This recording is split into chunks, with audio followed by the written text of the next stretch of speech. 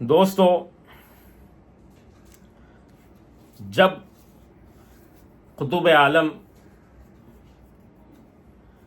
مقام فردانیت پر پہنچ جاتا ہے تو پھر اس سے ذمہ داریاں سب لے لی جاتی ہیں، پھر اس کو ذمہ داریاں نبھانی نہیں پڑتی، پھر وہ صرف عشق نبھاتا ہے، عشق کرتا ہے، اور عشق میں جو اب تک اس نے جو تکلیفیں اٹھائی تھی وہ اس کی تکلیفیں ختم ہو جاتی ہیں، وصال ہو جاتا ہے، وہ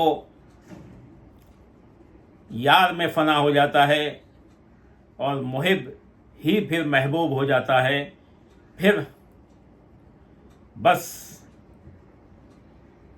خوشی اور مسرت کا اور محبوبیت کا مقام رہتا ہے۔ دوستو، سرکار دو عالم صلی اللہ علیہ وسلم نبوت سے پہلے افراد میں تھے، یعنی مقام فردانیت میں۔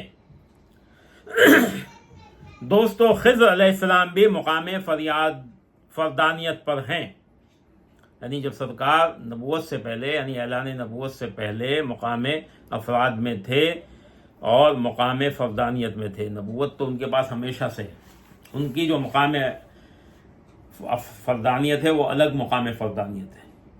آپ کے پاس سب سے پہلے نبوت آپ ہی کے پاس ہے، اول ہیں آپ، اول ہیں آپ ہی، آخر ہیں آپ ہی، لیکن آپ کا جو ولایت میں جو مقام ہے اس مقام میں آپ کی جو آپ کا اعلان نبوت ہے اس سے پہلے تک آپ مقام فردانیت پر رہے، اور خضر علیہ السلام بھی مقام فردانیت پر ہی ہیں۔ تو یہ تھا، ان کے یہ مقامات تھے۔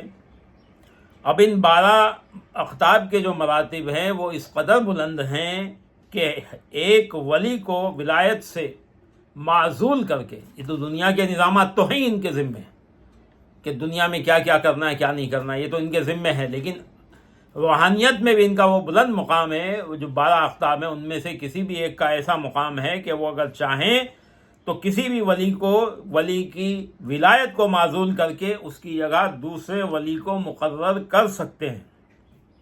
دوستو، قطب عالم کا وہ مرتبہ ہے، یہ 12 اقطاب کا، لیکن قطب عالم کا وہ مرتبہ ہے اگر چاہے تو اقطاب کو قطبیت کے مرتبے سے معزول کر سکتا ہے، اور کسی بھی دوسرے شخص کو قطبیت کے مرتبے پر فائز کر سکتا ہے۔ سلسلہ چشتیہ کے بزرگ شیخ علاء الدولہ پانڈوی رضی اللہ فرماتے ہیں کہ قطب عالم کی ولایت شمسی ولایت ہوتی ہے، یعنی یہ آفتاب کی طرح ہوتی ہے قطب عالم کی ولایت، جو دنیا پر چمکتی ہے، اور قطب عالم کی ولایت جو قطب ابدال ہوتا ہے، قطب عالم کے نیچے جو 12 ہوتے ہیں وہ قطب ابدال ہوتے ہیں، ان کی ولایت جو ہوتی ہے قمری ہوتی ہے، یعنی جو آفتاب کی ولایت تو قطب عالم کی، اور ان کی ولایت چاند کے جیسی قمری ہوتی ہے جو مہتاب کی طرح اپنا نور پھیلاتی ہے، اور 7 اقلیم پر تصرف کرتی ہے۔ یہ جو اقطاب ہیں ان کی 7 اقلیم پر تصرف کرتی ہے۔ قطب ابدال جو ہے وہ تمام ابدالوں کا سردار ہوتا ہے، اسی وجہ سے ہر جگہ اس کا تصرف ہوتا ہے۔ حضرت محی الدین ابن عربی فرماتے ہیں کہ اقطاب کی بے شمار اقسام ہیں، اور ہر قسم کے لیے ایک قطب ہوتا ہے۔ مثلاً قطب زہاد الگ ہوتا ہے، جو زہد کرتے ہیں، جو زیادہ وظائف کرتے ہیں، جو زیادہ عبادتیں کرتے ہیں، وہ قطب زہاد کہلاتے ہیں، ان کا بھی ایک قطب ہوتا ہے۔ قطب عباد الگ ہیں، جو زیادہ نفلیں پڑھتے ہیں، جو زیادہ عبادت کرتے ہیں، تو وہ ایک الگ ہوتا ہے۔ قطب عرفہ الگ ہوتا ہے، یعنی جو عارف ہوتے ہیں ان کا قطب الگ ہوتا ہے، اور قطب متوکلاں الگ ہوتا ہے، اور ایک ہوتا ہے قطب اولیاء جو تمام دنیا میں ایک ہوتا ہے، اسے قطب ولایت مطلق بھی کہا جاتا ہے، اور اس کو قطب جہاں اور قطب عالم بھی کہتے ہیں، اور قطب مدار بھی کہتے ہیں۔ جتنی بھی ولایتیں ہیں، تمام قسم کی ولایت کا قوام ان کے وجود سے ہوتا ہے، یعنی तमाम विलायतें जो कायम हैं वो उस कुतुब की वजह से ही कायम हैं, यानी उनके नूर से ही तमाम विलायतें ज़हूर पजीर होती हैं। हर मुकाम पर उस मुकाम की मुहाफ़िज़त के लिए एक वली अल्लाह होता है। जितने भी विलायत के मुकाम हैं और जितने भी दुनिया में मुकाम हैं, चाहे वो शहर हो या कोई भी जगह हो, तो हर मुकाम के लिए और उसकी मुहाफ़िज़त के लिए और उसके निज़ाम के लिए एक वली अल्लाह होता है, जो वो उस मुकाम का या उस शहर का कुतुब होता है। चाहे ख्वाह उस शहर में मोमिन बसते हों या दिगर और अक़वाम, लेकिन कुतुब ज़रूर होगा वहाँ पे। उस शहर के अंदर एक कुतुब ज़रूर होगा। अगर मोमिन हैं उस शहर में बसने वाले, तो इसमें हादी जो अल्लाह ताला का इसमें है, इसमें हादी की तजल्ली के तहत परवरिश पाते हैं, यानी इसमें हादी का फैज़ पाते हैं। अगर काफिर हैं तो इसमें मुज़िल्लू की तजल्ली के तहत परवरिश पाते हैं। दोनों सिफतें उसी एक ज़ात की हैं। जिसने समझा वो समझ गया,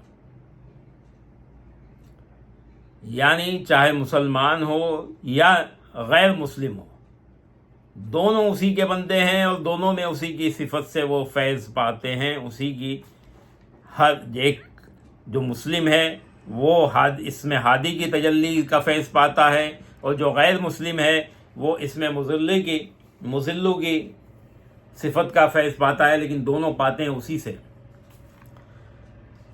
तो दोस्तों, दोनों उसी के बंदे हैं। जिसने समझा वो समझ गया। इसलिए दोस्तों, जो चिश्ती हैं, जो असल चिश्ती हैं, जो चिश्ती समझते हैं कि चिश्तियत क्या है, तो वो किसी भी इंसान से नफ़रत नहीं करते, बल्कि सबसे मोहब्बत करते हैं कि वो जानते हैं कि सब मखलूक खुदा हैं। तो मखलूक खुदा से मोहब्बत करना ये अल्लाह की सिफ़ात में से है।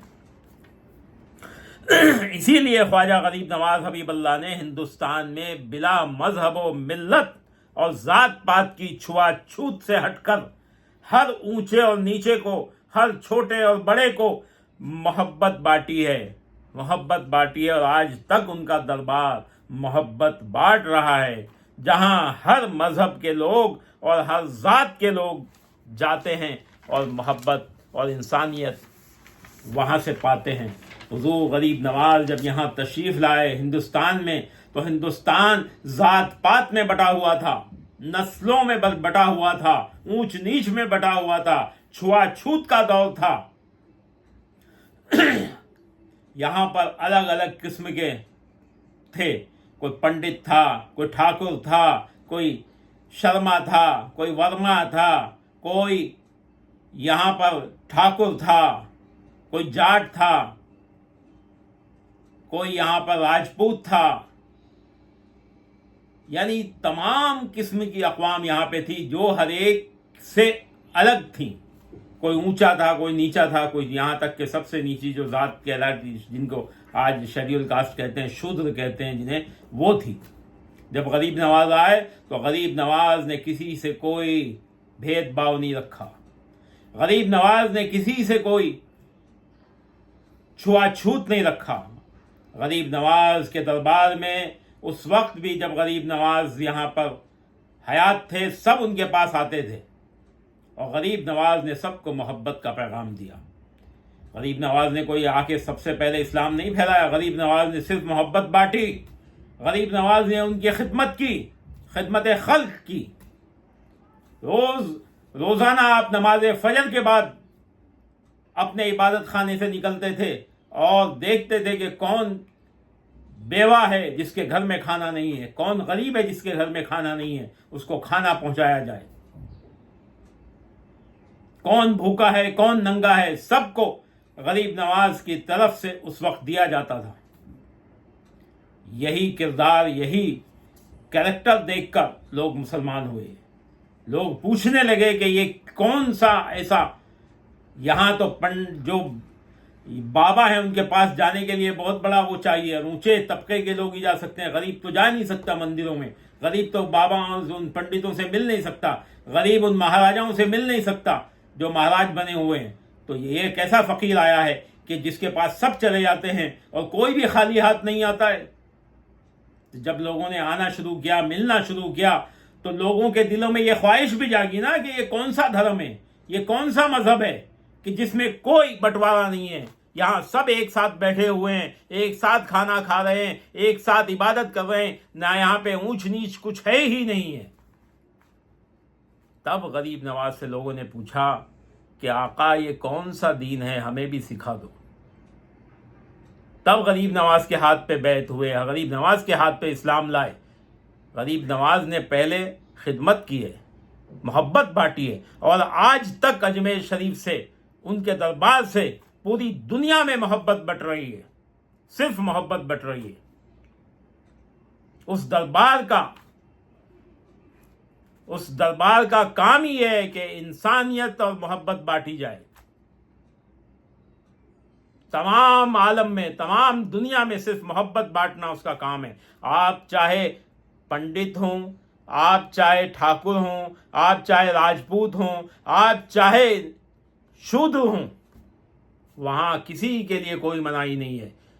ہر ایک اندر جا سکتا ہے غریب نواز کے دربار میں، ہر ایک غریب نواز کے مزار پہ جا سکتا ہے، ہر ایک غریب نواز کے مزار پہ جا کے اپنا سر جھکا سکتا ہے۔ وہاں پہ کوئی بھی کسی کو منائی نہیں ہے، وہاں پہ ہر ایک ساتھ میں جا سکتے ہیں۔ یہی اس زمانے میں تھا اور آج بھی یہی ہے، اور انشاءاللہ قیامت تک یہی رہے گا۔ یہ غریب نواز کا فیض ہے، یہی صحیح اسلام ہے۔ ہر ایک کو غریب نواز نے اپنے گلے سے لگایا، چاہے وہ کوئی بھی ہو۔ یہی کام چشتیت کرتی ہے، یہی کام چشتیت کر رہی ہے 14 سالوں سے۔ حضرت خواجہ حسن بصری سے لے کے آج تک چشتیت یہی کر رہی ہے، اور انشاءاللہ کرتی رہے گی۔